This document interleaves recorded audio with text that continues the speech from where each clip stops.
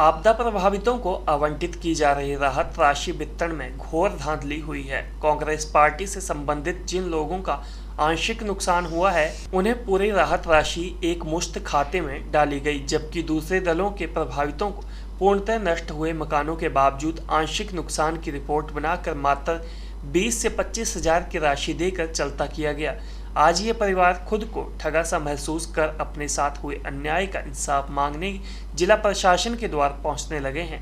मंडी और कुल्लू जिला में ऐसे सैकड़ों मामले सामने आए हैं, जहां बरसात में पूरी तरह घर ध्वस्त होने बावजूद ऐसे मकान मालिकों को आंशिक नुकसान की रिपोर्ट देकर कम मुआवजा दिया गया, जबकि मुख्यमंत्री और इनके सभी मंत्री कहते फिर रहे हैं कि उन्होंने तो आपदा में ऐसा सराहनीय काम किया जो आज दिन तक किसी ने नहीं किया।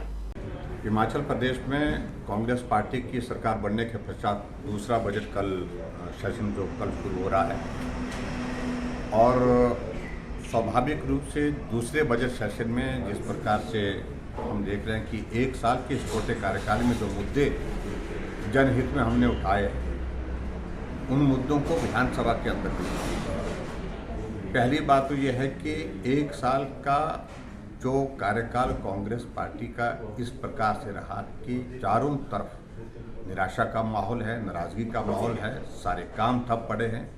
और पहले बजट में जो घोषणा की है वो एक बहुत बेस होता है किसी सरकार को अपनी शुरुआत करने का। उसमें दिशा भी होती है और दर्शन भी होता है, विजन भी होता है उसमें। लेकिन एक साल का कार्यकाल बीतने के बावजूद भी अभी तक जो घोषणाएं की है पहले बजट की, उनमें से एक भी घोषणा ज़मीनी हकीकत के साथ ज़मीन पर खड़ी नहीं है। एक भी योजना हिमाचल प्रदेश में अभी शुरू नहीं हुआ।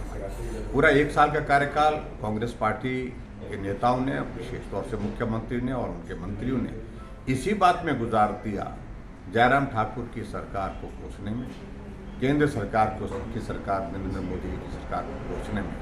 लेकिन मैं एक बात बड़ा स्पष्ट कहना चाहता हूँ, अब लोग पूर्व में क्या हुआ इस पर नहीं सुनना चाहते हैं। लोग चाहते हैं कि आपने एक साल के कार्यकाल में क्या किया,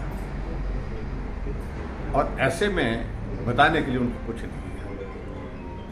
आप देख रहे हैं कि कर्मचारी जिनके बारे में वो हमेशा बहुत ज़्यादा बोलते रहे कि कर्मचारी हितैषी है, तो प्रश्न पैदा होता है कि वो कर्मचारी सड़क पर क्यों है।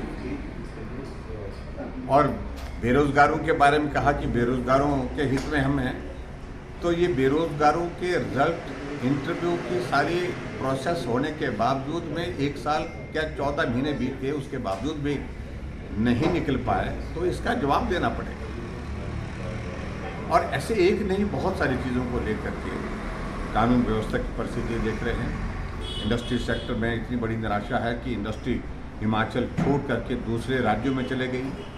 बड़े बड़े प्रोजेक्ट हमारे इंडस्ट्री के शिफ्ट हो रहे हैं।